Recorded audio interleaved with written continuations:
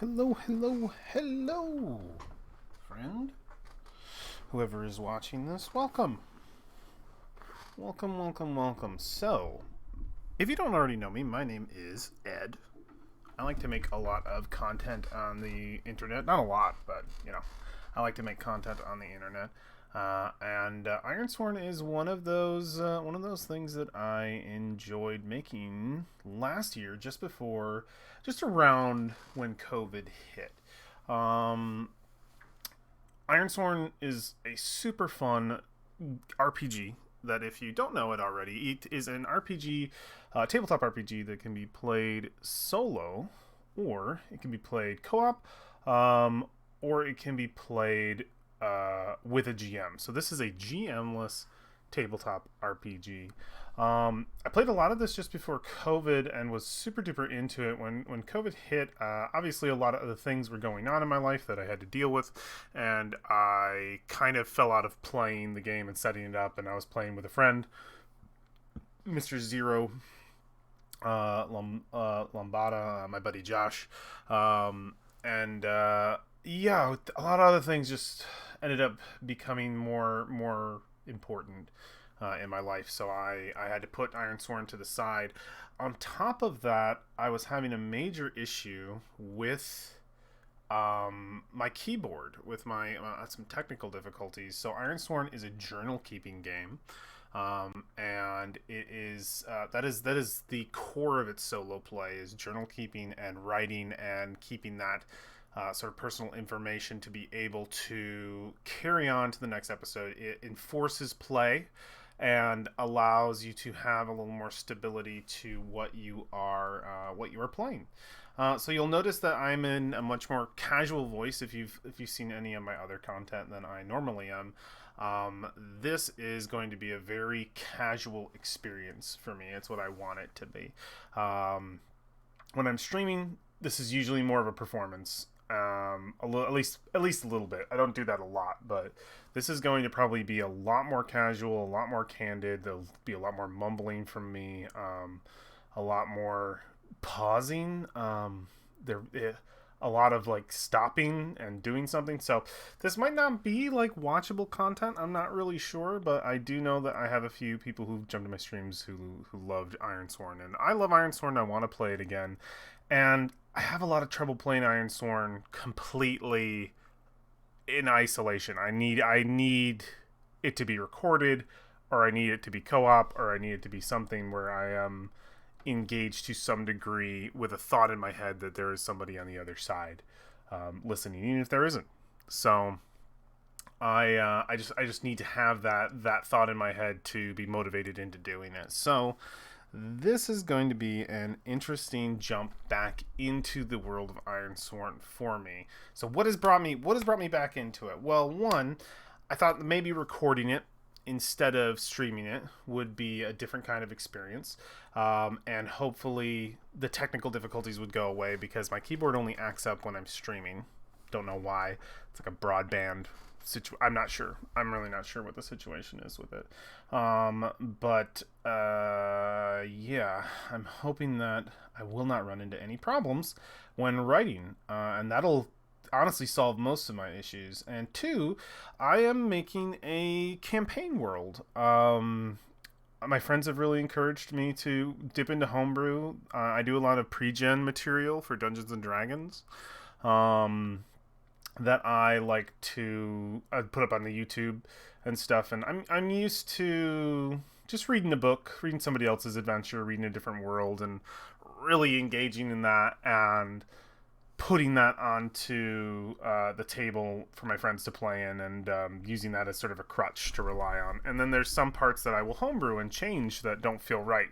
Because I went to school for animation, for cinema, and for that kind of stuff. So like I'm in no way a master or terribly skilled at story, but I do love it. So I feel as though I can at the very least tell when something doesn't feel good and to change it. So what homebrew I have done for my friends, they have enjoyed, and they've encouraged me to make a homebrew campaign. While I was writing it, I was writing it for 5th edition, and a thing that was in the back of my head was constantly, oh man, I'm going to have to balance a whole lot of different fights, a whole lot of different creatures, and that was my favorite part about D&D pre-gens. I'll put a timestamp, by the way, somewhere in the Discord, or not Discord, in the description of this YouTube video to skip past all this stuff if somebody just wants to watch me play Ironsworn. In any case, this is going to be a slow-paced thing, like I said, so there's going to be a lot of me just droning. So apologies if that's not what you're here for. I have older Ironsworn content that's much more engaging, I promise. It's still there. I still kept it up. Anyway, I wanted to advance this world, and the idea of making monsters for 5th edition was extremely daunting and something I loved that the pre-gens did. But I was encouraged by a friend, buddy Josh, Zero, to throw it into Ironsworn. I had thought about it, and he said, no, that's a great idea. Throw it into Ironsworn, play in it, figure out the world, and then figure out where you want to, like, what system you want to put it in, and, like, where you want to go from there. So I thought that was a genius idea. I started reading the Ironsworn rules, and then as I reread the Ironsworn rules, Sean Tompkin and his son Matt's incredible RPG, which is free on the internet, by the way, to be able to go get the core rules to. If you go to ironsworn.com, I'll plug them. I'll plug the hell out of them. The system is gorgeous. It's beautiful. It works very smoothly. It's based on Apocalypse World. And I feel like, and I remember I was listening to a streamer who was playing this originally, who talked about it being Ironsworn, or sorry, the Apocalypse World, the Apocalypse system, or Apocalypse World system is the system of moves and D6s. And a few other things, I'm sure. I only know it through Ironsworn, but from what has been explained to me, is Ironsworn is around the third and final wave of the Apocalypse system, and it is its best evolution, according to the streamer I was listening to, and that it was where the Apocalypse system was always meant to go. It was a perfect place for it to go, and it is at its sort of apex here. And that streamer at least believed that it would be the end of the Apocalypse system. The Ironsworn was just around where it would. There'd probably be maybe a few more, but just around where there would probably be. That's as far as the mechanics were ever going to be pushed. There'd probably still be more systems with this made with Apocalypse World in mind, but this is as far as at least that streamer considered it could go, and I trust their judgment on that. And I felt like this is just such a beautifully well built system for storytelling, for ease of mechanics, but mechanics still being involved. There's this constant struggle back and forth that I experience through my friends, through myself, and through the internet and the internet's response to it. But this constant experience of tabletop RPGs and the complications between mechanics and story, and coming to the table and role playing versus coming to the table to play a board game, how those two interact with each other. And I've always been an avid believer that those need to be a 50-50 split at the table. They need to be important in all respects. And I feel like Ironsworn does a really good job of that, of sort of exemplifying roleplay, getting you to kind of step up and describe more things, because some people think, oh man, if I come to the table, I gotta be Matt Mercer, I gotta be fucking Laura Bailey jumping up here. These are people from Critical Role, which has become kind of the staple of, like, that's good D&D. And this conversation has been made in a million different videos where it's like, don't put yourself up to that standard. They're voice actors, and they're just having fun, and they're just trained to some degree in improv, and they're professionals in their fields, and that's different for them. But people will still, of course, try to reach for that.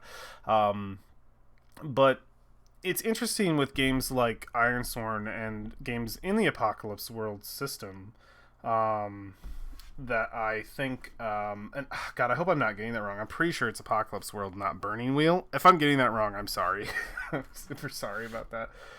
It's the system with the dice and the moves. You know what I'm talking about. What was I getting onto? I know this is like a huge super drone to start off with. Where was I? Completely lost myself. This is going to be the stream, by the way. It's going to be a lot of me losing my train of thought and trying to remember what it is. So this is the casual. Welcome.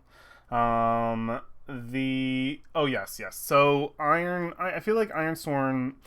There's a different way to roleplay, and I feel like Ironsworn encourages it. Is you don't have to go out there and just be like, yes, my character's name is Thwart Wellington, and I come from a long line of blah, blah, blah, and just going on, and I'm like, oh, this is my character, and I'm so dramatic, and I have a backstory, I'm using a voice, and I'm acting, and it doesn't have to be that, and not everyone's comfortable with that. Role playing can be heavy description, and I feel like Ironsworn exemplifies that big time, pushes it forward to the front, and it is extremely just, hey, you don't have to be fancy about everything. You just have to be descriptive. You just have to get involved in the world, get ready to be a part of the experience, a part of the writing, a part of the description. I have DM'd full games without doing a single voice, just being the descriptor, and I've had many people enjoy that experience, and I've seen players do that, and I feel like that's just another way to roleplay, and Ironsworn does a good job of not holding your hand, like some games try to, where it's just like, come on, get over here, roleplay, come on, do it. But Ironsworn just sort of, all it does is it's an encouragement. It's just, here are the moves, write a journal, describe what you're doing, and frame the fiction is like the main thing in Ironsworn is framing the fiction, is talking about what you're going to do before you do it, choosing a move that is appropriate, rolling the move, and then describing the outcome. Now, many games do that already, but I feel like Ironsworn really, I'm about to say handhold. It doesn't hold your hand. It's just, that's the way it's described in the book, the way best to do it. And I think in it not holding your hand, what I mean by that is, if you don't frame fiction in Ironsworn, it will not feel like the game works. I don't think it will feel like it is a very bare bones. The rules aren't all there, and then you'll play it and go, what the hell's going on? This doesn't run like, dude, I don't know how this is, so get me out of here. This game requires you to be involved, requires you to give description, requires you to think and come up with ideas on the spot, or be inspired by other people or its oracle system to be, which is just sort of a random output of things. It's a really cool system. It's basically a bunch of roll tables that give you different prompts that are really, really good. That people use story prompts to write and do literally everything. And yeah, I feel like through those things you discover a different way to roleplay, and I think that's a really beautiful thing that Ironsworn does. And I have enjoyed it for that and many other reasons. It is a good experience. So what I am planning to do with this is, I am planning to just run my world. I have made a character. I have made my truths. I have drawn a map. I haven't drawn a map. I didn't actually draw this. I consider drawing in my head, but I am an ad designer. I make graphic designs. I do advertisement, and I'm very used to messing around with image and image editing, and I have some access to libraries of graphics, and also, because this is not a for-profit thing, none of my stuff is really. Other than, I guess, Twitch, because you can donate stuff to, I don't even know how that works. In any case, I'm not doing this for anything other than just my own personal enjoyment. There are some assets that I have pulled just from the internet. None of those are here, though. I try not to have that for a stream. These are all actually owned stuff, so it's fine that I have those. These are all just graphics from other artists that have put their stuff onto websites, like stock image sites and stuff, that I have. So these are just for fun. I splice these together. This is quite a few different images kind of put together. I would say the symbols are their own image that have been cut into pieces. The circles are their own image that have been cut. These little keeps here at the top have been cut into different pieces and placed together between the stone and that. The map is made of some previous Ironsworn maps that I made before, and I just moved around the pieces. These are actually a really fun way to make an Ironsworn map. If you read into Ironsworn and understand the rules and see the base map and you want to make your own, if you have access to editing tools, even free editing tools like GIMP, just grab some PNGs, which is just a transparent file off the internet, of real like continents, and just like mix and match them together and like push and pull and turn and transform and do whatever. And these are actually all images of Greenland, I believe, and you just wouldn't know it because I've cut them off and layered them in such a way that they've kind of formed their own interesting land masses, which is fun. But I'm sure if you look hard enough, you'll see repeats. So like right here, this right here, and this over here are the same. So that's fun. I'm using my same icons that I purchased from the internet. I picked up to be able to use for normal Ironsworn, because those just have worked so well in the past, and they're awesome. Everything else that you see, like words and shit, that's just Roll20. Being able to utilize some of their graphic tools, which is fun. Yeah, this is gonna be good shit. I'm really excited to jump in. The other thing is I am still using my Ironsworn setup that I originally used back in 2020 and 2019.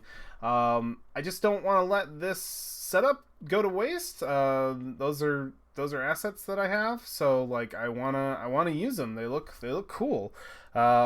I don't want to have a camera on because, like I said, this is casual, and I kind of don't want the stress of like, oh, you know, does my hair look like shit? Do I have a bunch of snot all over my face? Like, did I just eat a sandwich and now I've got mustard in my beard or something gross? You know, fuck that. I don't want to deal with any of that stuff.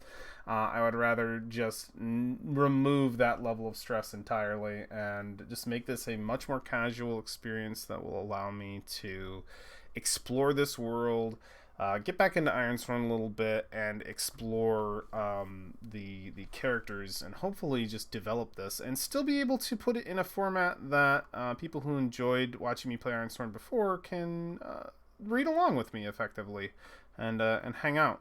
So yeah, get ready for a very, very laid back experience. Hopefully, you'll see over in this side here, this is Roll20. There's like a bunch of stuff over here. In fact, like let me reframe this, because I'm usually like really weird about showing some of my extra stuff. I'm honestly just want to make sure that like everything is effectively seen. I know this is just like a tiny little square, and it might be more helpful if it's bigger, but really from any viewer point of view, just the My Fate box down let me see, down here, this is where the actual like rolls and stuff are going to show up. So if I make a roll really quick, let me just throw up a character really quick. This is who we're going to be playing, by the way.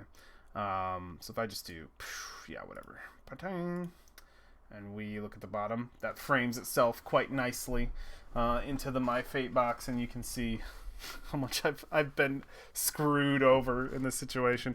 The best part about Ironsworn is like failing is a part of the experience. There's even a way to like mark it and stuff. So like honestly, the only time I'm gonna be bummed when it fails is when it feels like it doesn't fit the story and I have to really think about what happens next. The other screen that is over here, this is draw.io, which is a free program. You can use it to make flowcharts and diagrams and organization charts. Entity relationship diagram. Oh, wow. That's really sweet. They have a ton of stuff: business charts, cloud engineering, flowchart. Yeah, they just have a bunch of different like charts. They're really easy to use. So if I grab this, like it's really easy to plug in and do flowcharts. Flowcharts are great for Delve, which is the Ironsworn supplement that lets you go into dungeons and do other stuff. They're also really great for like relationship maps. So an easy way to remember like characters and how they're related and factions and kind of things. It's just like an extra tool that Roll20 doesn't have the capacity to hold, and I don't feel like editing these kind of things in Roll20. It'll be much harder. A lot of stuff is automated, so I can like grab a circle and like pop it down and just be like, yeah, man, the circle is awesome sauce. And I can just legit be like, cool, awesome sauce is great, and do a directional arrow boop between those two, and I can actually, I believe, even change this arrow to be like different things. So I can make it like this. So if I want to make like a quick passageway and be like, yeah, sweet. Ironsworn is very much in the theater of the mind, so flowcharts work out really well for stuff like this. Versus like other dungeon tools, you can definitely use other dungeon tools. I know it's going to be really hard to see most of my flowchart stuff, especially with how tiny these screens are. But again, I want to use this. I want to use this layout. I want to continue to use it. Usually just below this screen, so I know you see my cursor down there, my chat would flow. Not going to be a chat for this one. Another situation that, though I really enjoy chat and I will miss it, it is a tiny bit of a stress reliever just because it's a solo thing. I super enjoy doing chat stuff on like my Friday and Saturday streams. You know, when I can do Saturday. Never, because I suck. But yeah. I think this will be an interesting experience. Who knows? I might just end up streaming some Ironsworn again in the future. Maybe even streaming this game in this more casual setting if I can get my. Oh yeah. So I should be able to order my USB card soon, and that'll be flippin' sweet, because that solves one really big problem that I won't stream Ironsworn right now, is the keyboard. I think the minute I get this keyboard working, I will immediately consider doing it on another stream. At the very least, a few episodes of this and another stream with my keyboard working for me, because I need those USBs, man. My USBs are all maxed out. I'm fucking pumped about that. So yeah, that'll be courtesy of my viewers over on Twitch, which I super appreciate. Cool. Well, we're going to close this version 2 release nonsense. So you'll also notice there is no music. I usually, back when I was doing normal Ironsworn, I threw on Danheim. And I love Danheim. Danheim's music is super good. It allows you to use it for free as long as you credit him in a Discord. And I highly suggest checking out Danheim music. Super good stuff for anything Ironsworn, anything Dark Viking related. Definitely hits that genre just nail on the head. I want to be able to listen to some different music, so I listened to Danheim the entire time that I was doing Ironsworn, and it was super good the whole time. But I'm kind of a creature of both a creature of habit and a creature of needing new things at the same time. So that's a fun self-conflict. I want to be able to listen to different music, and it's unfortunate that through Twitch and YouTube, music is an extremely touchy subject. Ownership and copyright is huge. TOS is huge. Just to not risk losing anything, I am legit just going to turn the music off. So my desktop audio is off. I am listening to music right now. I am actually listening to the Banner Saga soundtrack, and if you have not played the Banner Saga or want to watch someone play it, I actually have that on my YouTube channel, an entire playlist of a long time ago. Pretty low quality camera and everything. A long time ago, I played through the entire Banner Saga series, which is an excellent series of games. I highly suggest it. At least today I'm going to be listening to Banner Saga 1 soundtrack, because it fits so perfectly. It's the same composer as the game Journey. Highly suggest both the game and the soundtrack if you're listening along. But yeah, if you're listening along and you want to have some kind of background music, it's also nice that I have it off. You can play whatever you want. You could play the fucking chicken dance over me. The like it does whatever you want, whatever fits the mood for how you feel things are going down. So yeah, with all of that super long 25-minute intro that I'll definitely put a timestamp on, because it can be a little exasperating to listen to me drone on. That'll be on there.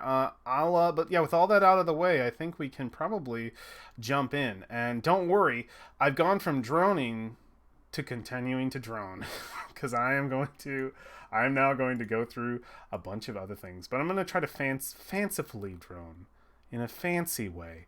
For the most part, we'll see. Again, it's going to be casual. I'm just chilling. I'm just making my way through.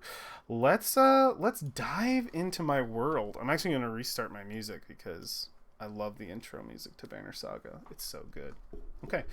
I'm going to read through the truths of the world. I'm actually, before I even do that, and by the way, this is going to be a shorter video, so we might not even get to gameplay. Fuck, because I'm on lunch from work. I have to get back to work in 19 minutes. So we'll just go through. We'll call this session 0. And we're just going through the basics of the world. I'll label it that we won't even be doing playthrough quite yet.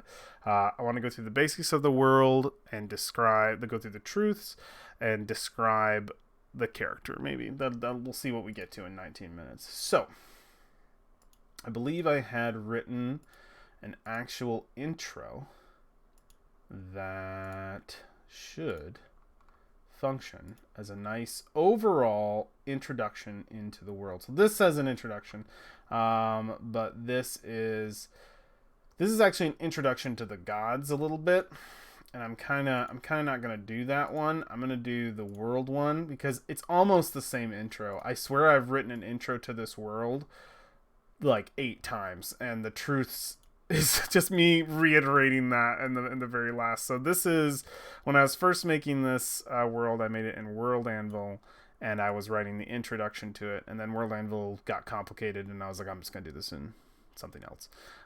So let's read this bad boy out. Okay. Long ago, in the empires of old, mortals were first tempted by the curse of magic. They abused its mighty gifts, and their hubris brought the ire of the greatest plane of evil in existence. We had unleashed the abyss upon ourselves. An endless void of monstrous abominations began pouring through great tears in the earth. Later to be named demons by those who fought against them, they began to devour our world in legion. When all seemed lost, and our last lines of defense came crashing down, the 6 lords revealed themselves. In our moment of greatest need, they formed around us 6 towering citadels and 6 sacred roads between them.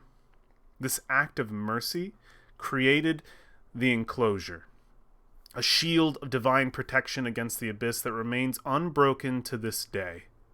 It is thanks to the 6 lords, beings we now believe to be manifest of our own mortal spirit, that our existence continues. We had survived.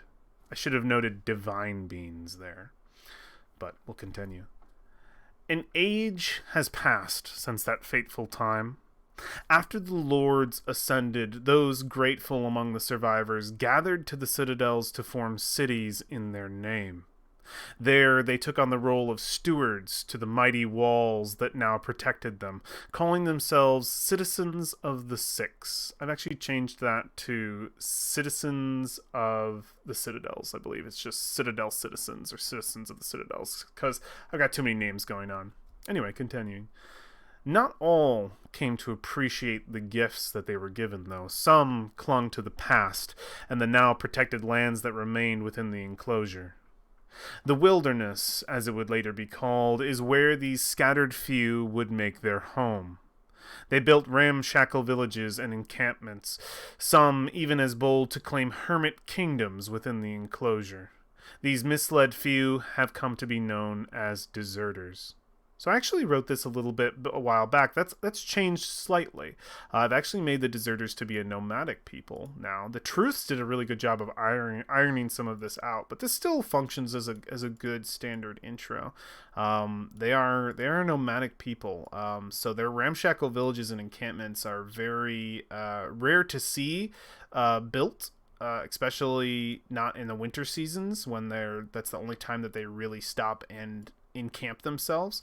The Hermit Kingdom stuff is a rumor that is not. I've decided I don't know if that's true.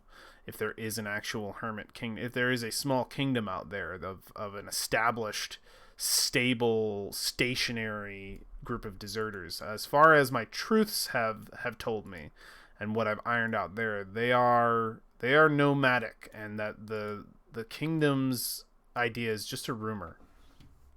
Just a rumor. All right. So that's the world as it was, or as it. That's basically just the past, and then I have the world as it is. Over the centuries, there have been times of war and peace between the two factions, deserters and citizens. The citizens see the deserters and the lands they inhabit as their charge to protect.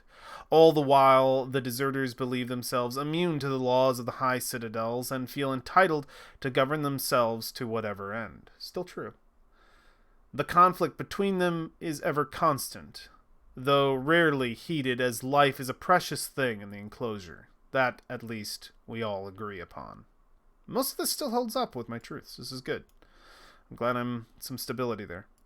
The lands of the enclosure are vast. They hold mountains, rivers, forests, swamps, and lakes.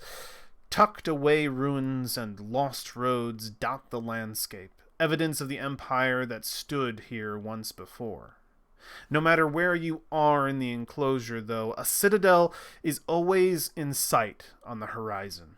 Their towering influence a constant reminder of the Six Lords' promise of protection. Though there is always beauty when looking through the enclosure, the lands beyond the sacred road are a vast and endless sea of waste. We call the husk of the dead world around us the Wasteland. The air is a noxious fume, and the earth is torn and broken, sinking into great pits. These are the wounds within which fester demons of untold numbers. The wastelands beyond are an ever-constant reminder of the sins of our past and the cost we had to pay for them.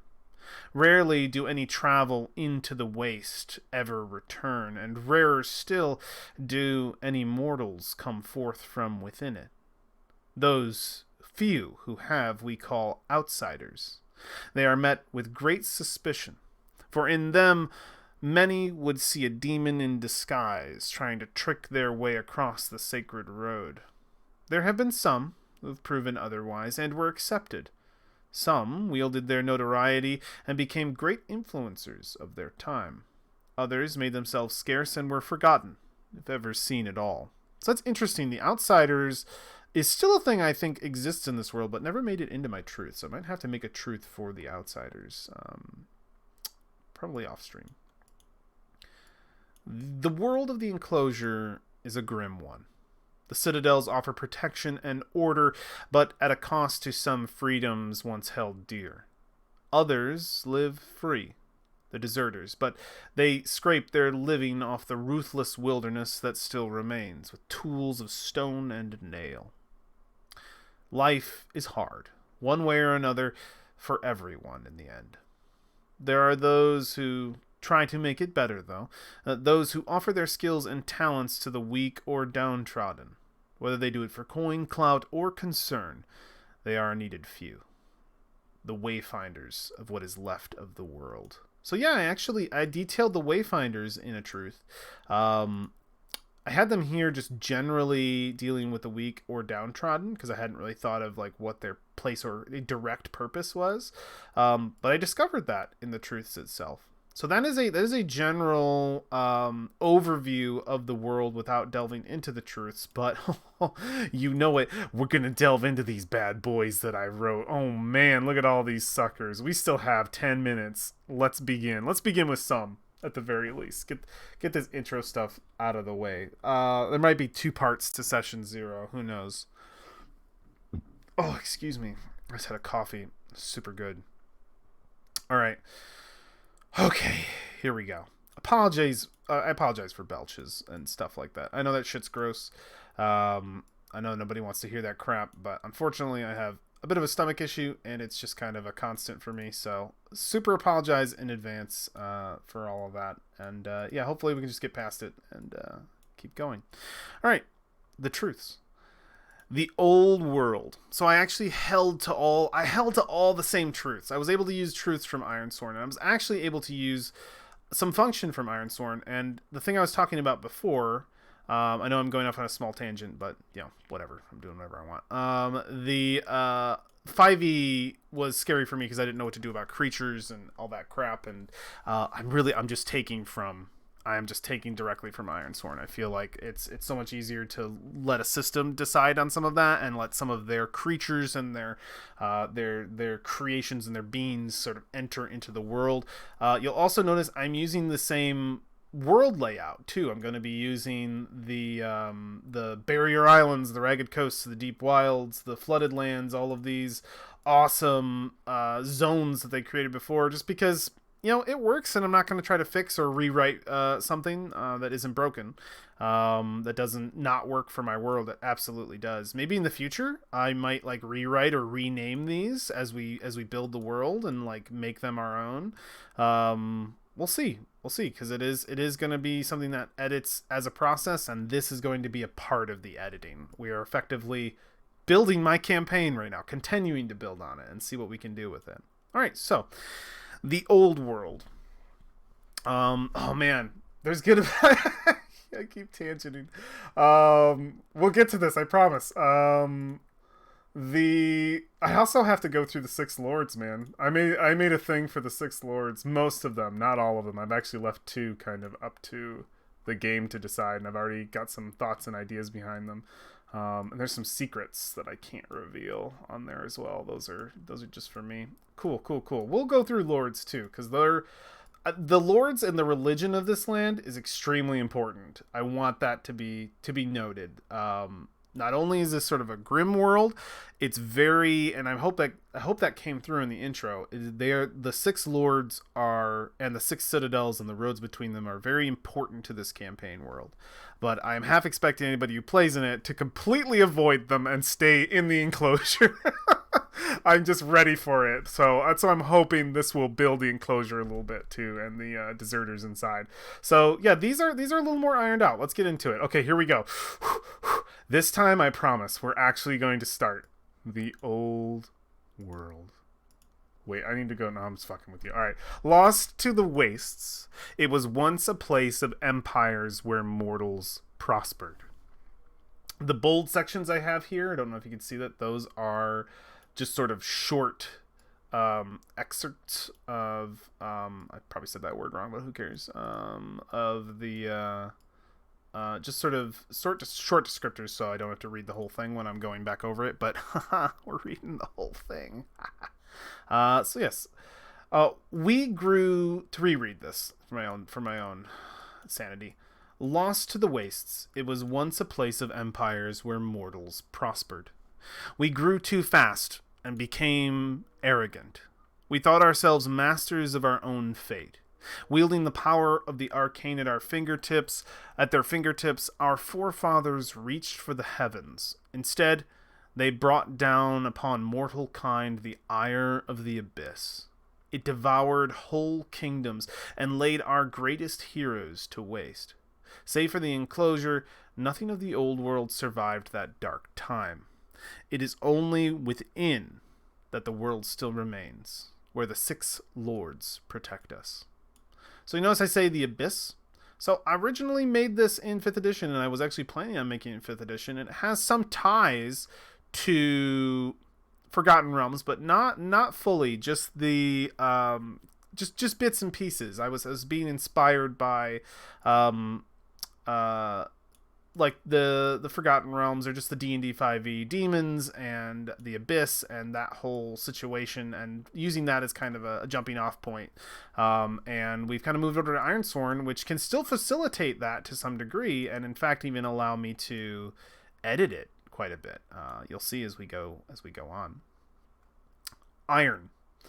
Iron is harvested from the earth and used to form weapons and tools. This metal is precious for more than just its material value. Iron is the antithesis of magic. I hope I used that word right. I wanted to find a cool word for the opposite. It's not just that it's the opposite, but it's the anti-magic. So antithesis. So yeah, I'm hoping that is the correct word. I am not very great with. I don't consider myself great with writing or grammar or any of that baloney. I need to get my vocabulary much more vast than it is now. Reading would help. That I never want to read. So yeah, well, I hope that works. The antithesis of magic. The metals of the old world still exist beneath the surface of the new. Mined from the haven lands of Citadel Lystung.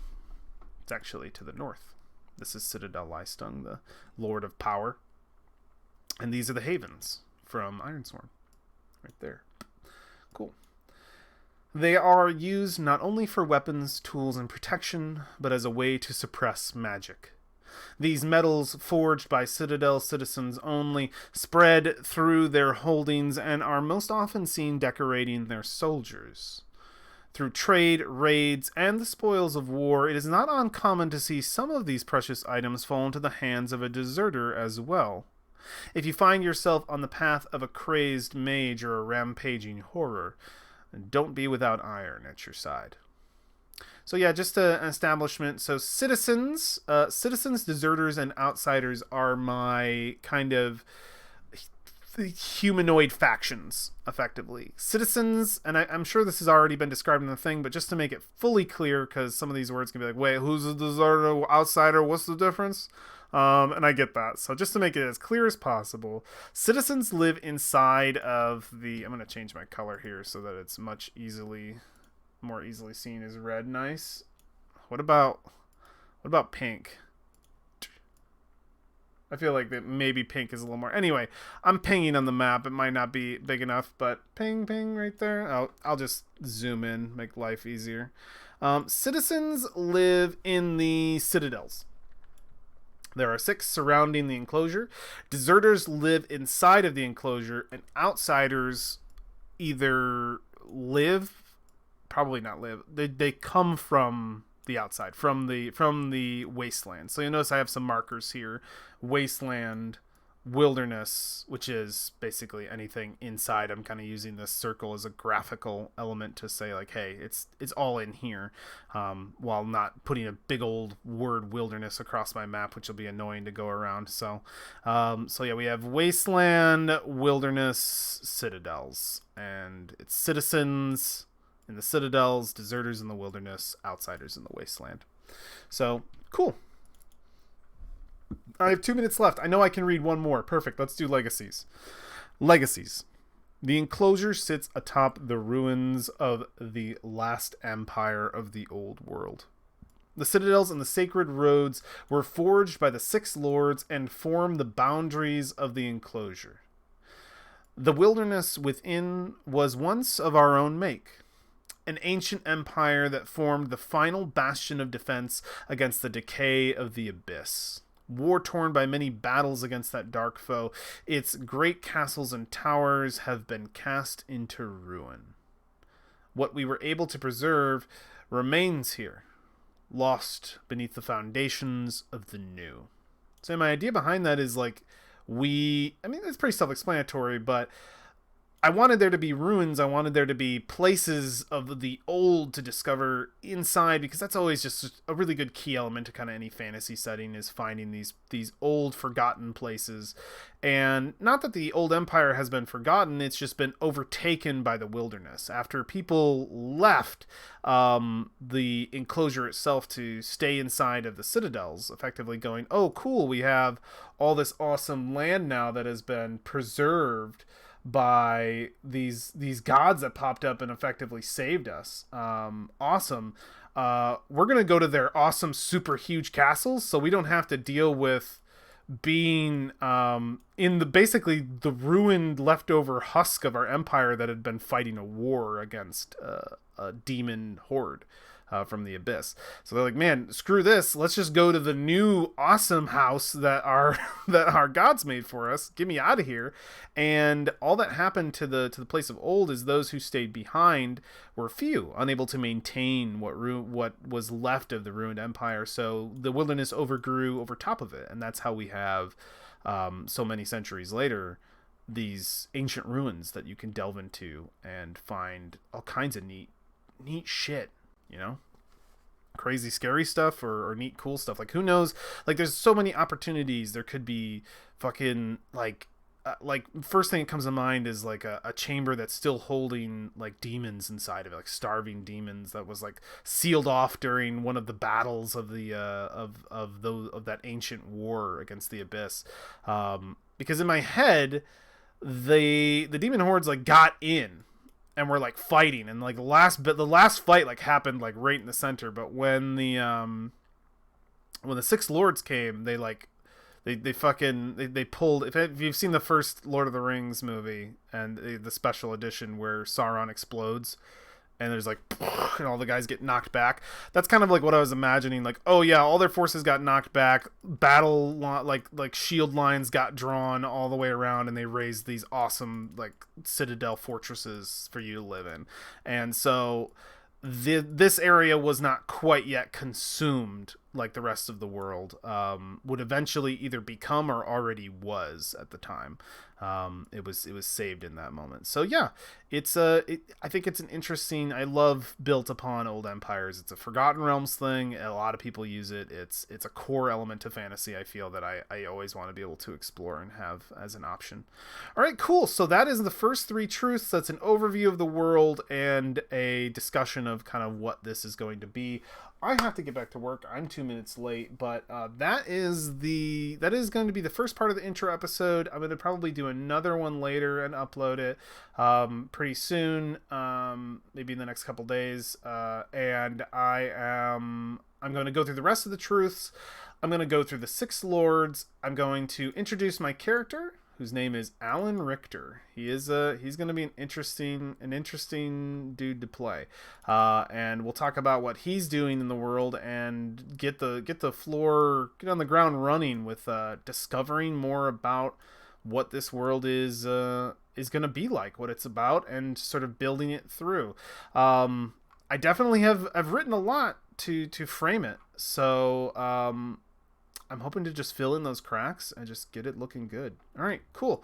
That's going to be the whole kit and caboodle. I will see y'all later for the next one. Take care. Bye-bye.